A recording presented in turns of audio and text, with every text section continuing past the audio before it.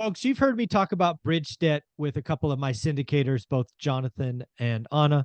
We've talked about how bridge debt's used for value add opportunity. And you've also heard me talk about bridge debt being something similar or akin to the nonsense that was done in residential lending in '06, meaning short term, variable, and stupid assumptions coming back to bite people. But you know what? You can actually use bridge debt correctly. So, folks, I've got Dustin and Jonathan here to define what it is and to define how to use it with the appropriate guardrails. I do think over the last 2 years, unwise investors have defaulted to bridge debt and they're about to get hurt. But as we go into an environment where values are being reset, opportunities are coming, bridge debt might be the right answer. So, what do you guys think? How you doing, Dustin? How you doing, Jonathan? Good. Good, thanks, Mike. All right. So, do me a favor. Let's assume nobody knows what bridge debt is. Can you define it for me real quick? Yeah, I mean, bridge debt is essentially, I mean, it's in the name. It's a bridge from one place to another. It's not like a long-term loan. Usually it's 1 or 2 years, but it's basically to help you either acquire and rehab or just acquire, and then just hold on to the property, do what you need to do for a short period of time, and then get out. Yeah.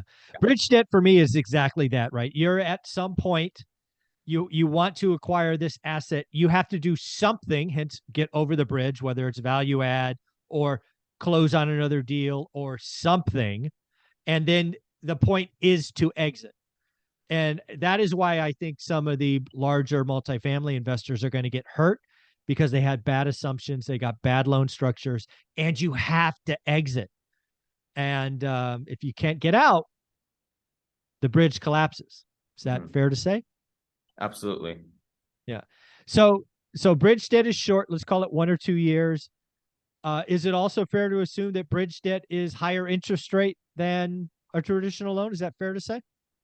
Yeah, I mean, right now we're probably getting most of our bridge debt with a, experienced qualified borrower client like a 999, to 10 Yeah. and a half to 11. So they're expensive for a reason because the requirements to get the bridge loan in terms of credit and the amount of leverage you can get and the fact that, John discussed a lot of times bridge debt, you're able to get some rehab money to do repairs. So a lot of times the investor that's giving you the money may give you a loan amount that's higher than the purchase price of the loan.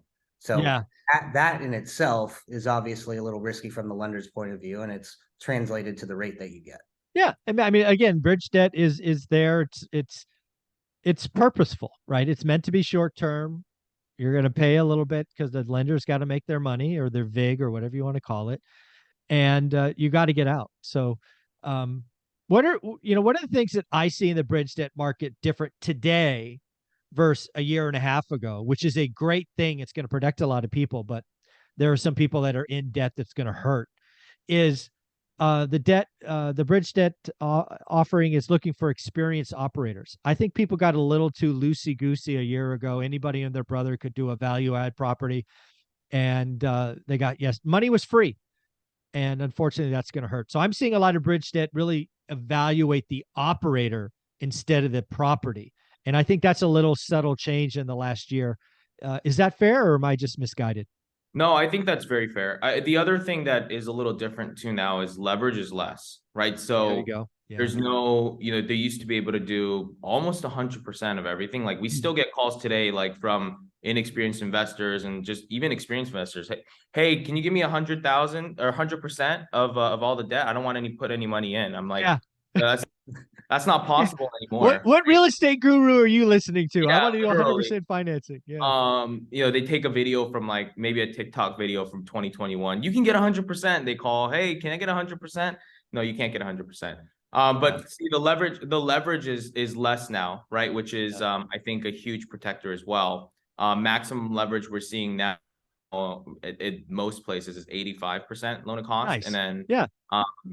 And then, if you're not an experienced investor, like your first time, then you're going to be at 75, 70, a I little like less. it. Yeah. So That's it, good. it definitely does protect.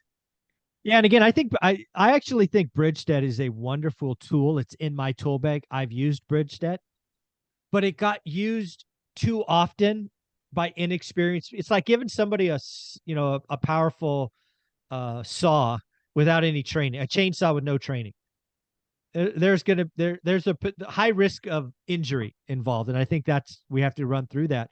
But as we're going into a changing cycle, especially in bigger opportunities, I think bridge debt's going to be awesome. Like, for example, one of the guys in my network just closed on one of the largest properties in my market I've ever seen. It's like 6,800 square feet in Fig Garden. He got it for $100 a square foot in a market where it's, usually 200. So he bought this thing for about 700. He's going to put about 4 in, and it will go for 1.5 to 1.8. He happens to be in a position where he can write that check. But that would be a great opportunity for bridge debt for maybe someone. Because again, it was just bought right. That's what I think people get wrong. They don't buy right. They were not buying right. They weren't watching the market change. And in real estate, you always make your money when you buy. And it's the debt that hurts you. Those two things have never been truer. You make your money when you buy, and debt is what will hurt you. And so just talk about all that. Yeah, I mean, it's a very powerful tool. I mean, I'm using bridge debt right now to, for the listeners, obviously they know that I was going into a project, but I'm using it right now to acquire a property and then also kind of creative finance that thing to make it work. So, it's not like people are shying away from it only if they don't understand it, right? The point is understand it. So, reach out to us, let us know, help us help you. Yeah, so I think there's a lot of people that bridge debt could help them, and you will help protect them. Where should they reach out if they wanted to ask about bridge debt, when it's useful, when it's not? How should they reach out to you? Go to convoyhomeloans.com and let us know you're coming from where we're at. Yeah, let them know you're coming from where we're at. That's important because you're going to get the one and only Jonathan or Dustin to help you. So thank you guys for doing that. It's been wonderful. Great feedback from the audience. Absolutely. Thank you.